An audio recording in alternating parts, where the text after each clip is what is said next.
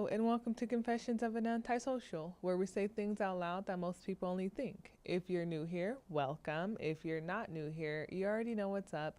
I'm your host, Rosia Bell, and today we will be talking about are leaders allowed to be human? So I wasn't necessarily planning on talking about this today. I know I still owe you the ending of the stalker story, and I promise I'll give it, well, I don't promise. Maybe I'll give it to you at the end of this. We will see. But there is something that I do want to talk about today that will lead into the end of my stalker story, and it's about oversharing. Recently, I've been told that I share entirely too much about my personal life. And that's really been on my mind ever since, which is why I haven't been filming more of the podcast, which is why I haven't really been posting too much. Because I've been wondering if leaders are allowed to be human, if leaders are allowed to admit that they struggle, admit that they've gone through things. And so let's talk about it. Let's have this discussion today. For those of you guys who do not know me, I am an electrician by trade. I am a foreman at the job I'm on. I am an author. I'm a mom. I started a company. I am the president of my local committee. And I was told that I should probably keep a lot of the things I say to myself. And to me, I feel people should be allowed to be human. I just don't feel like people should pretend that they're this perfect being just because they're in a position of leadership. Like, what is the gap between being honest and oversharing? So let's talk about professionalism for a second, because I think professionalism is being confused with something that it's. I believe being professional means to show up, to do the work, to treat people with respect, to keep their word. I feel like you can be professional and be an honest human being. I just don't feel like there needs to be such a divide with that. But I think somewhere along the way, it started to mean don't let people see you struggle. Not even just not struggling. I feel as though professionals, when you're in a position where you're supposed to be professional, you're not allowed to get frustrated. And this is a side note. There was this one time where I'm usually professional. If you've ever seen me, I'm respectful, I'm happy, I'll ask how your day was. I don't necessarily get mad too often, but there's this one time where I actually did get mad and I snapped on a coworker because he was pushing me and pushing me and pushing me. And to the point where I cussed him out. I feel bad about it. I did feel bad about it, and I felt bad about it for weeks, but I cussed him out. And I went to my boss and was like, I cannot work with this guy. He's getting under my skin. I need to work with somebody else. And my boss says, there is no one else. You need to handle it. So then I go back and I try to talk to him, and he just kept pushing my buttons. Like I threw something on the ground. I yelled at him. I was in the wrong. The people were upset with me and felt like I should have handled the situation better because I'm in this leadership role, right? Because people consider me to be professional, and I just felt like I wasn't allowed to spaz, wasn't allowed to be upset with this person. And I just don't understand why professionals aren't given the same grace to have a bad day. I messed up. I haven't spazzed on anyone since because everyone was just so appalled that I had emotions other than happy. So that was just a side note that we're going to talk about today. Like, why do you guys expect people to just be perfect all the time? Or do you expect people to be perfect? Expect me to have this mask on because they just expect more from me. I think that the shift has cost something because leaders who perform perfection, I don't think they inspire people. I think the leaders that pretend to be perfect intimidate more than inspire, in my opinion. And when I say leader, I don't just mean like the president of the United States. I mean just a person in your life who conducts themselves with leadership mannerisms. Anybody can be a leader. You don't have to have a title to be a leader. You're just someone that other people look up to. Actually, let me look up the definition. So a leader is a person that guides, directs, or influences other towards a specific goal. You don't have to have the title of a boss or a foreman or a manager to be a leader. You're just someone that influences people. So don't think when I say leader, I'm thinking of the business manager or the president or anything. I'm thinking of just peers, essentially, someone that inspires you to do better. I feel like they should be allowed to be human sometimes. And what's funny is I posted my first podcast. I wrote this book, and we're going to talk about this book. And people are like, oh my gosh, I can't believe you shared that much. And in my opinion, like in my head, I don't feel like I'm sharing a lot at all. Like in my head, I was very calculated. I feel in my first episode, I didn't say anything too crazy. I didn't say anything that I felt like was not normal. But according to a lot of people, they're like, wow, I can't believe you said that on national TV, on national YouTube. I'm like, what did I say? I said I drank some roach juice and I said I made a friend. To me, I thought those were nothing bad. But I did get a lot of feedback saying, I don't think you should be sharing that much. For multiple, like 6 people who said that. It makes me think that people around you are not allowed to struggle. Like, do you allow people to struggle? I guess that's the topic of conversation. Like, would you prefer people to keep their struggles inside and live like they have everything figured out? I don't know. I've been in rooms where the most senior person or the biggest person was just so closed off, and I felt like I couldn't approach them. I felt like I can't talk to them. Like they can't relate to me. They're not. I'm a felon, so I don't want to go talk to somebody that's like perfectly polished. I got neck tattoos. I don't know if you guys can see my neck tattoos. I got neck tattoos, hand tattoos. Like, I don't want to go to somebody that's just holier than thou. The person at the top that admits that they made mistakes. The person at the top that's like, yeah, I've been arrested. Like, we all make mistakes, and I moved on, and now I'm living a better life. I just feel like they're more relatable. I don't know. I just feel like you can relax more knowing that a person has been through some vulnerability. And I just don't think vulnerability is weakness. I think being vulnerable is information. I think it tells people that you can be real, you can be comfortable, we can have a conversation, and we can go from here. And I'm wondering if there's starting to become a shift between authenticity and performance, because especially when it comes to social media, I think people have learned to perform. Like, there's so many fake relationships, fake lifestyles, people perpetrating like they have everything together. Behind the scenes, their credit scores are 400 and they have $200,000 in debt, but they just went to Dubai. So you feel like they're living the perfect life. You know what I mean? And I just feel like, okay, so we had a guest here, Misty, who started making content by just being herself, by being her normal, quirky, fun self. And she's just gaining a lot of traction on Instagram. And when she was here and we were talking about it, are we leaning more toward people just being themselves and like polished? And if so, why, if I get on here and say I went to prison, is that such a big deal? I don't know. And when we're talking about being professional, I wouldn't go to work and tell my boss, tell my general foreman, like, hey, I went to prison. I just want you to know. And I also did some questionable things when I was 16. Do you want to hear about them? Like, no, I'm not going to work saying that. I mean, right now I have a platform where I can talk about it and kind of create discussions around the topic. I guess if he watches this, and I don't think he follows me on social media, but I guess if he watches this and then he starts to see like, dang, Rosia kind of went through a lot of shit, I don't know if he'll treat me different. And I don't think he should. I don't think what I did when I was 17 should then become a difference maker when I'm 35. I don't know. But what do you think? Do you think that there should be a line, or there should be boundaries when it comes to what's shared on this podcast, on social media, and being a professional? I don't know.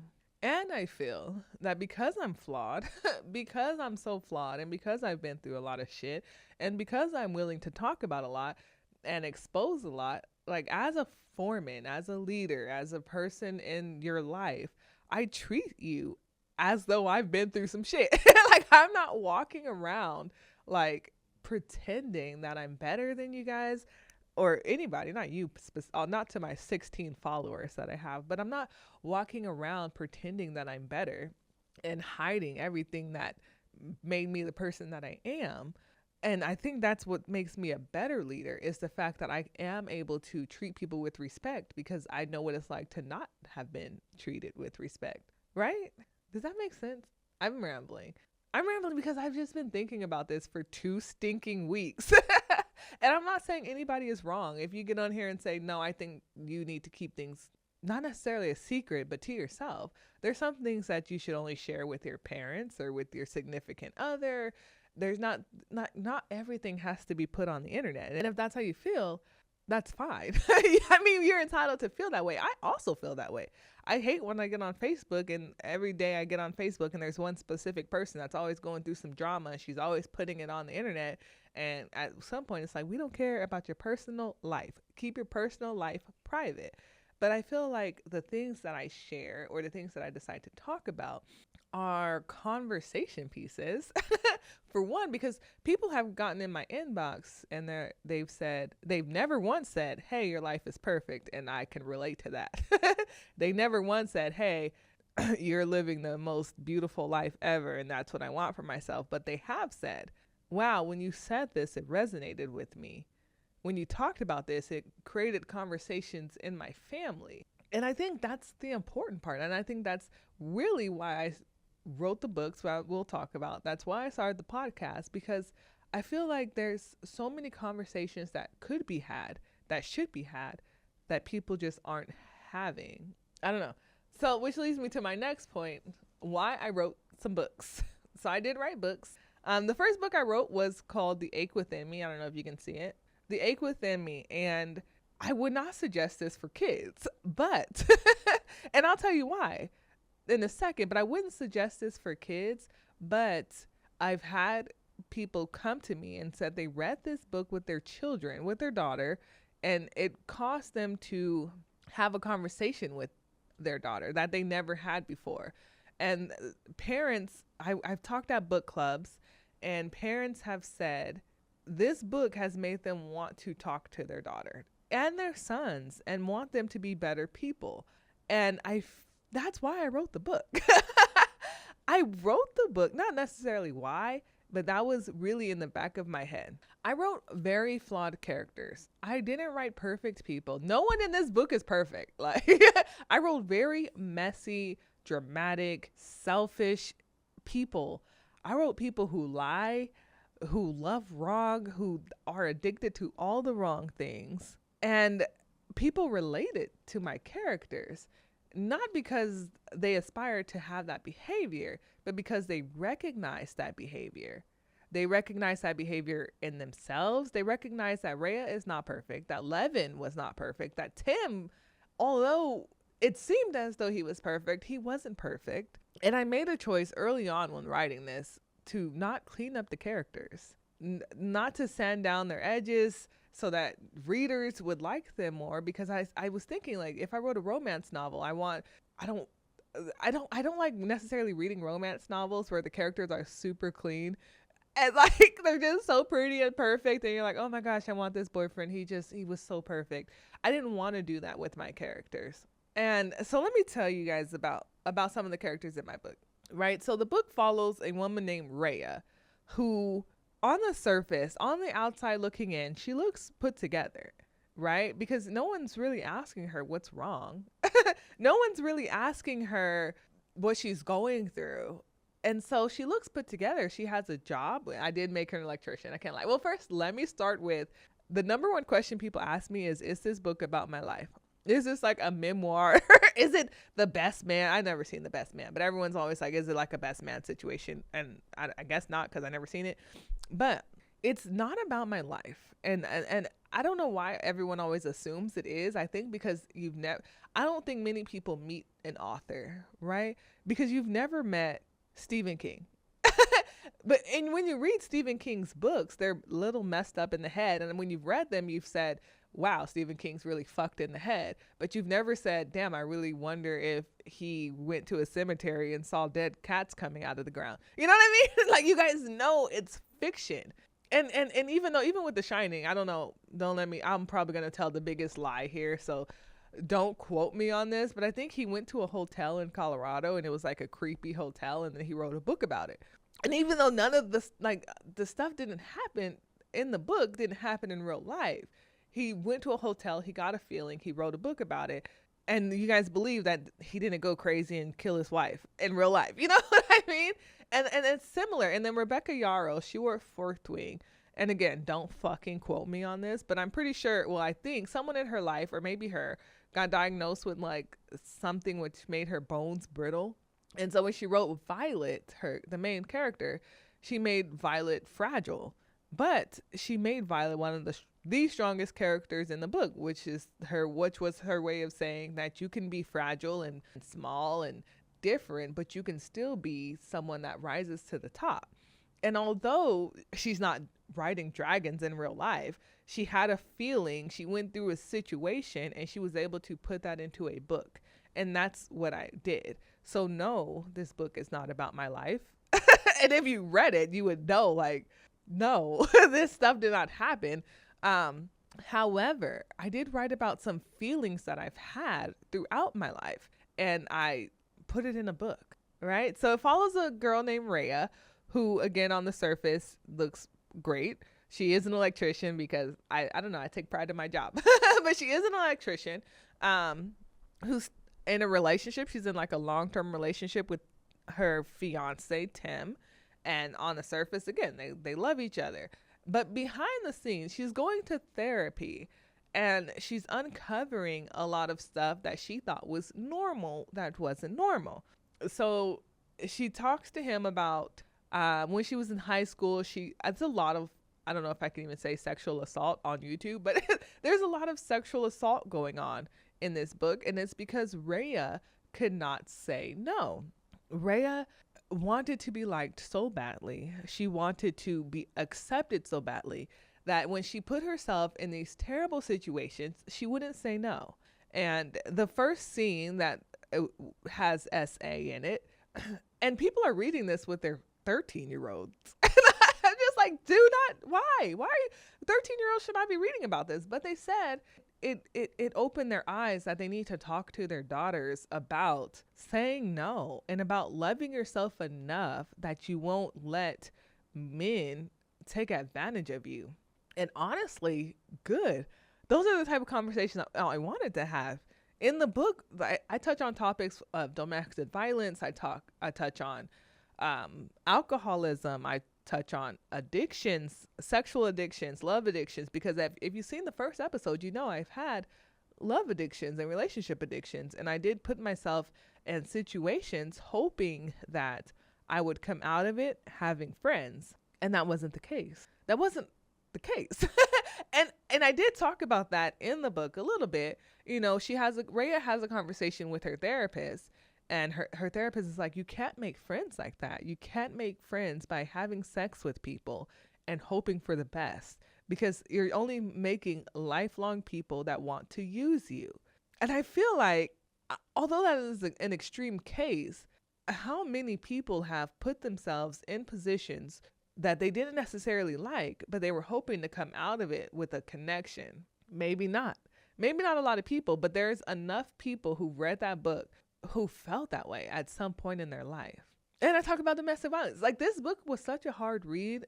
People, they had to read one chapter a day because they could just relate to these people so much. And also, I made Rhea imperfect. She has a birthmark on her face, and I don't know if you can see it. I do have a birthmark on my face that I absolutely hate. Can you see it? That I absolutely hate. And I've hated it since I was a kid. Kids used to be so mean to me. Kids used to call me Spot. They used to call me Scarface, even though it's not a scar. And because this birthmark is just literally the first thing people can see when they see me. And I've lived with this birthmark for 36 years. I wanted to write a character who's also living with a defect in a way, and just showing how sensitive I was, or how vulnerable I am walking around with it. And she has one. That doesn't mean that this character is me. This means that I wrote a character to that maybe people would read it and be like, all right, if somebody has a birthmark on their face that they cannot control, nor did they ask for, let's be kind. Let's be kind and let's be understanding and let's not be mean people. And teach your kids. Like, kids were so mean to me. Teach your kids to be accepting to different people.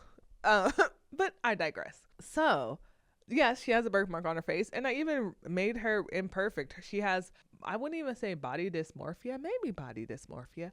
But when she looks in the mirror, she hates what she sees as far as her body is concerned.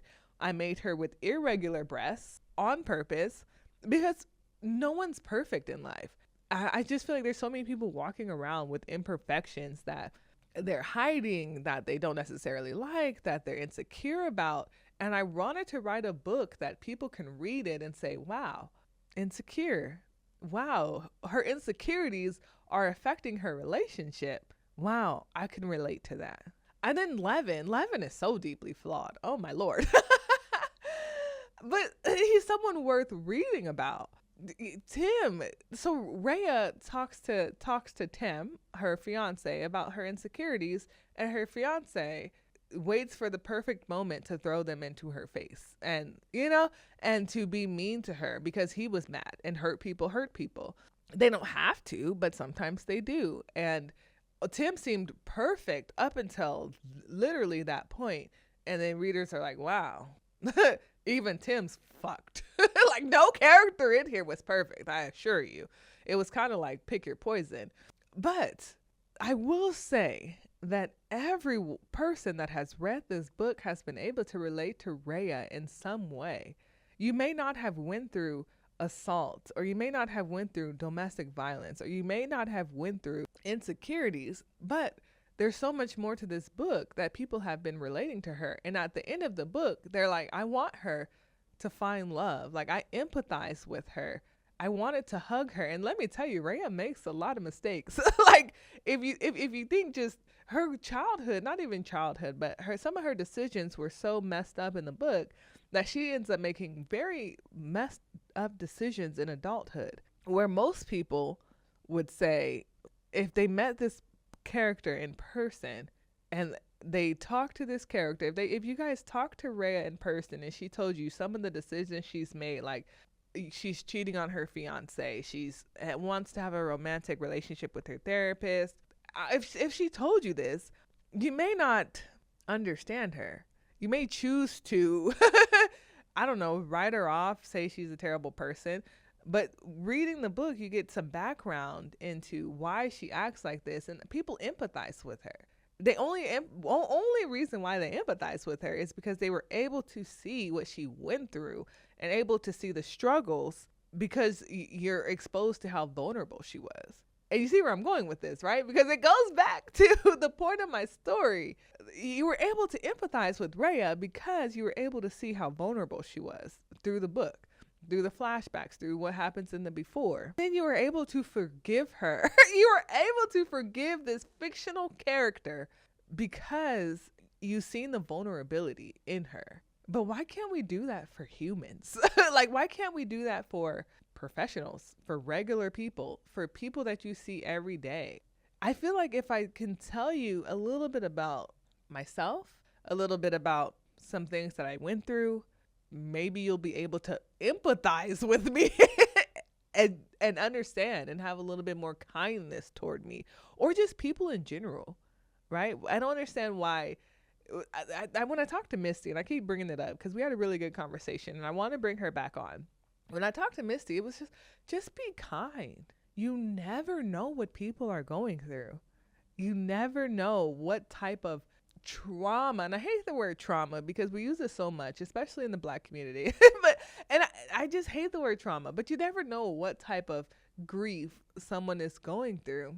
So don't choose to judge them based off of a flare up or a spaz out, or just be kind. That's the point of this. Just be kind. So I talked about the first book, The Ache Within Me, which follows Rhea and all of her flawed decisions. You get to see glimpses of her past so that you can understand why she makes the decisions she does.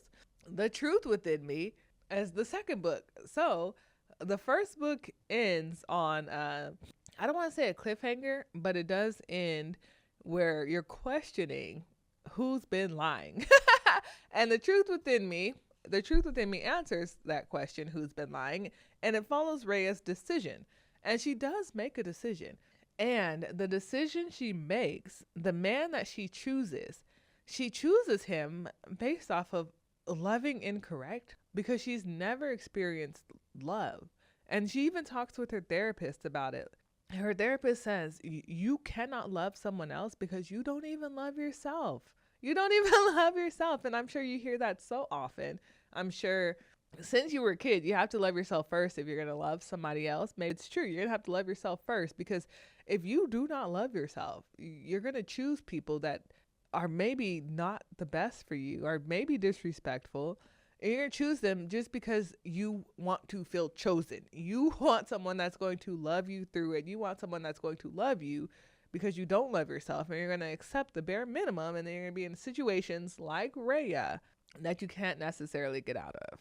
Book 2 actually was my hardest book to write because I tried to write it in reverse chronological order. So have you seen Gone Girl? If you've seen Gone Girl, I enjoy the concept of we see his point of view first, and you kind of create judgment based off of his point of view. You don't really know what to believe. And then you see her point of view, and then you really know what to believe because the girl was crazy. Sorry, my nose is stuff. And then you really know what to believe, right? And then at the end, they come together and they show them to whatever. So I was like, I want to write a book with that similar concept. You start with Karma's point of view, and you don't really know what to believe, right? You see all of these situations happening, but you don't understand why they're happening. And it's going in reverse order. So it's going in reverse order toward the phone call, right? And it's kind of unraveling their relationship. And then you get to the phone call and you're like, that's crazy. And then you see her point of view and it goes in reverse order. And you're like, that's why she said this. This is why she did that. Oh, shit. That's why she asked that question, right? And then it just starts uncovering who was actually lying, who actually you should have believed, all the way until the phone call. And then it just shows Rhea making another decision, whether she wants to stay or leave, and it goes from there. And it was just hard because writing in reverse chronological order is already hard enough, but then writing dual points of view where you have to keep one character a secret is hard too, and then you have to like reveal stuff in every chapter. Homie, it was hard. Okay, just know if you read that book and if you didn't like it, that's fine. I did try something new. If you didn't like it, you could write a review and say, man, I hated it. I was confused as fuck. I'll accept it, right? Any review is better than no review. I'll take any review you got. But I did try something new. I'm a creative, if nothing else. So, but the third book, everyone knows. Like I talked to my cousin. Shout out to everyone that's been following Rhea's journey. But the third book is my absolute favorite because I was just able to. The first book, I had to show Rhea in this flawed setting. The second book, I had to show the resolution of that. The third book, I was able to just be free and have fun and make jokes and give Rhea that ending that everyone's been waiting for. And I honestly think I executed it fairly well. And just because you guys are watching and I am selfish, book 3 is available for pre-order on my website. It should be out. The book is finished. My editor gave it back to me with very minimal edits. So it is with my cover designer. So once she's done, I will just go ahead and release it because I'm super impatient. Is it raining? Is it raining outside? I think I hear rain. Side note, I think it's raining, and great because I just did my hair, but whatever. All of that to get to the stalker story and give you guys maybe some resolution to that. So yes, people have said I share too much, and the way I resolve this stalker situation is definitely going to be too much information. And I started second guessing myself whether or not I should tell this story, because is this story mine to tell? And it is, but will it affect people in my life? Not even just this story. Will being too personal affect the people in my life? My mom, my daughter, my significant other. And what is my goal? Because my boyfriend asks me all the time, like, what is your goal here? Like, you're going to start this podcast and then what? Like, are you expecting people to watch? I'm like, no. I have like 100 followers on Instagram. I don't expect people to want to tune in. No. But so he's like, what are you doing it for? Is it to sell books? Yes, that, because I think people can find me from the podcast, see that I wrote a book, buy the book. Yes. But ultimately, if I really had to sit and think about it, I think that initiating conversation is probably my number one goal. Because even with the books I've written, the goal was to spark conversation. Do you guys talk to your kids? Because do you guys really talk to your kids? I know you probably say like, hey, don't have sex until you're 21. But do you explain why? Because sometimes I think that people think that the worst thing in life, for my daughter, for example, sometimes it feels as though she thinks the worst thing in life is not worst thing in life is to get pregnant, but the worst outcome from having sex is getting pregnant. And I don't think that's the worst outcome. It's life altering. It is a life altering outcome. But I had to like talk to her, my nieces, people in my family, and say, I mean, HIV is a real thing. Like STDs are a real thing. You can having sex is not just about having a kid. There's other things that come with it. And not only there's having a baby, yes. There's catching an STD and something uncurable, yes. But also the emotional effect, the emotional warfare that it has on your heart, on your mind, on your body. And are you ready for this?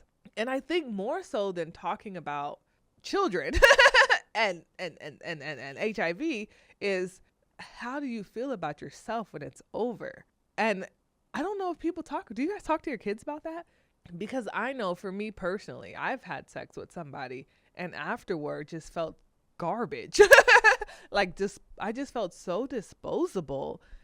And the act itself, I felt wanted, I felt assured, I felt validated, I felt appreciated during the act. But once the act was over and he got up and walked out the door, then I felt disposable, right?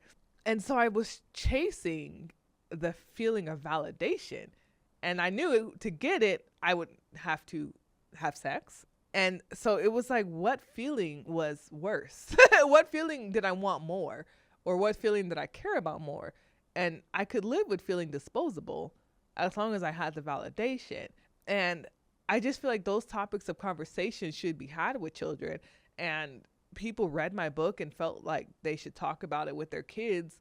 If only one person read my book and had that conversation with their child, I just feel like I did my job, right? If somebody watches my podcast and they see, oh, this person wanted so badly to be loved that she did bullshit things and ended up going to prison and whatever the story is, and then you say, hey, kids, come watch this with me and let's talk about it, then I feel like I've done my job.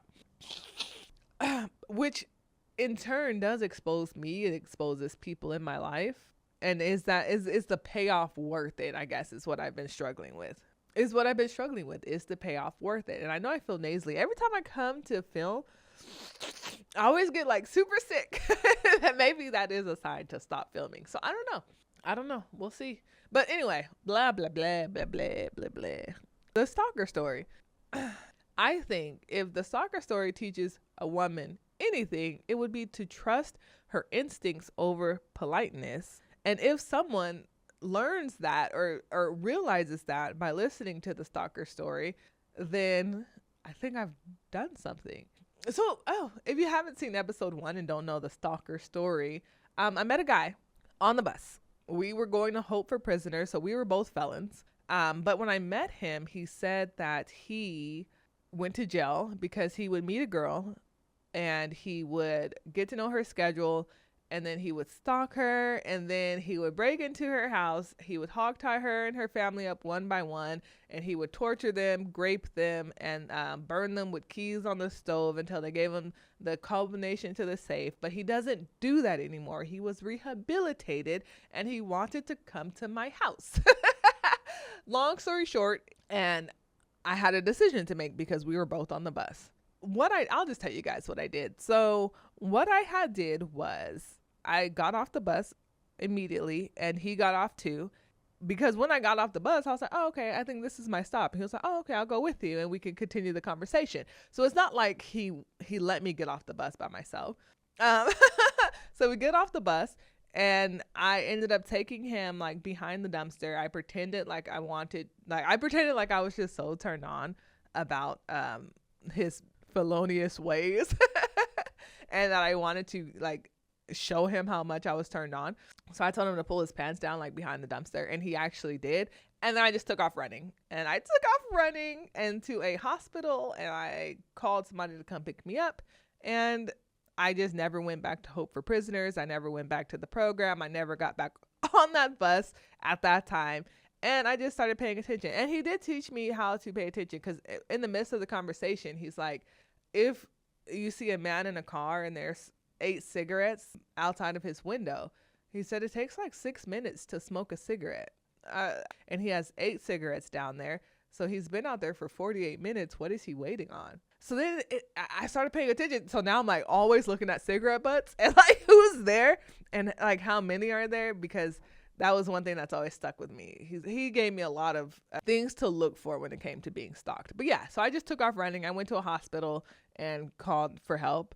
But I think, and this is another topic of conversation, I won't generalize all women, but about me, I feel as though I have been socialized to be polite more than being safe. And I don't want to be rude. Like, I don't want to be rude. I don't want to cause a scene. I don't want to be wrong about someone. So I stay in conversations a lot longer than I should to give people a chance, because I wouldn't want anyone to be wrong about me or like prejudging me because I got convicted of robbery. So I don't want people to like clutch their pearls when they see me. So I do try to give people a chance to a fault. And I end up giving chances that I don't actually want to give. I override like my gut screaming at me because I don't want to be wrong about a person, you know, more than I don't want to be in danger, apparently. And I don't know if it's just me, if I've been conditioned for that, or if other women feel that way. So I did stay in the conversation on the bus a lot longer than I should have, because there's so many things I could have done. Even when I got arrested, like I remember the judge was asking, you know, why did you stay in the car? Like the people came running back with masks and guns, and they had just robbed the store. Why didn't you call 911? Like, why did you continue to drive instead of, you could have stopped the car and got out if that's something that you didn't want to be a part of. Why didn't you? And I'm like, well, that's kind of rude. That is so rude that these people, like, I'm driving and I'm just like, nope, I'm done driving. And I get out the car. I don't know. I laugh at it now, but he really based my sentence off of, if you really didn't want to be in that situation, you could have literally put the car in park and got out and walked. You could put the car in parked and called 911. But I'm like, if I have 3 people in my car and I'm like, officer, yeah, I got these 3 people in my car and they just robbed this bank. Can y'all come get them? Like, that's fucking crazy to me. But I digress. Whatever. So I don't want to be rude, and I don't want to. I don't know. Maybe that's just something I need to identify within myself. But I've seen so many situations where a guy asks a woman for her number and she says no, and then he slaps her upside the head. You know, like when you reject a guy, sometimes they go crazy, and maybe more back in the day than now. But I don't know. I've seen it where I watch a lot of Law and Order SVU, and this guy kept getting rejected. He was just like killing everybody that was rejecting him. So maybe that's not real life, but I don't know. It's always, I'd rather be polite. So much so that I remember I was drive-through, and a homeless man came to my window asking for change, and I had just made my order, so my window was down. The homeless man was right here asking me for money, and I'm like, I don't have any money. And he's like, no, give me money. And he was like, his head was in my window, and I didn't want to be rude and like roll out the window. So I was just like almost in tears, like, please, sir, I don't want to be rude. I don't want to like push you out of the car. Please just leave me alone. He finally pulled off, and I was able to like just inch away from him. So I don't know. I just have this thing in me where I want people to feel human and respect. So much so. I don't know, whatever. That's just who I am. Maybe you guys can't relate. I don't know. But it's also why I write characters that I write, because maybe maybe somebody will relate to it. Maybe not. Maybe I'm just a crazy person. But that's today's confession. This is why I haven't filmed in a few weeks because I don't know. I don't know if we've gotten so used to polished people and people just pretending like everything's okay that when someone is authentic, it feels like they're oversharing, or maybe that we've been trained to perform that we're competent so much so that honesty feels like instability. I think, but for me, I just think people are desperate for honesty. I don't know. I feel like, so a lot people want to know more about me, which is crazy because I don't feel like I'm interesting. But then I start talking and people think I'm interesting, and it's really just like trauma. Trauma and like poor decisions all mixed up into one. And I don't know, people can relate to that and they like to hear about it. Maybe the podcast is literally confessions of an antisocial, things that we do not say out loud. I don't know. Maybe everyone is right and maybe I do share too much, but I'd rather, I don't know. I've been struggling. You guys, the next episode might just be about how to cook baked chicken. Because I was gonna do an episode on being an antisocial mom, because my daughter does live far away and it's really hard. It's hard because it hurts my feelings that she's so far away. It hurts my feelings that she's bonding with other people and not with me. And I was just going to talk about it because when I go to these book clubs, and that's really, again, I wrote a book and Rhea's daughter doesn't live with her. And I wrote the feelings that I felt like, dude, I'm sad that this is happening. I don't know how to connect with this child. And people related to that too, because people go through that. People are estranged from their children for whatever reason. And I wanted to talk about that and just talk about what it's like being the absentee parent. I don't even know if I'm an absentee parent, but I want to talk about what it's like wanting to be a mom, wanting to do mother-daughter things. Like, I've never taken my daughter to school. I've never taken her to a doctor's appointment. I'm not there. I'm not an active parent, and I wanted to talk about it, but I also don't want to hurt my daughter. So I've been really contemplating this. So I'm interested to see any feedback, any advice, any observations that you guys have about whether or not you guys understand. Like, I wonder if you guys watch it and you're like, yeah, girl, you shouldn't have said that shit. Like, I would never say that on national TV. Or not. Maybe I'm just overthinking it, and maybe when people are close to you, I feel like when people are close to me, I know they want what's best for me, but I know they're also not used to everything I'm doing.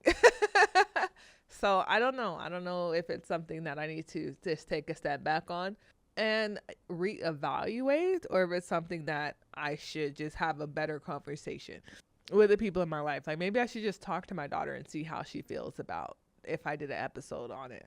I don't know. We'll see. But until next time, my name is Rosia Bell. Thank you for watching. If you stayed this long, I appreciate it. This has been Confessions of an Antisocial, where we talk about things that people probably should not say out loud. I'll hopefully you stay with me till the next one.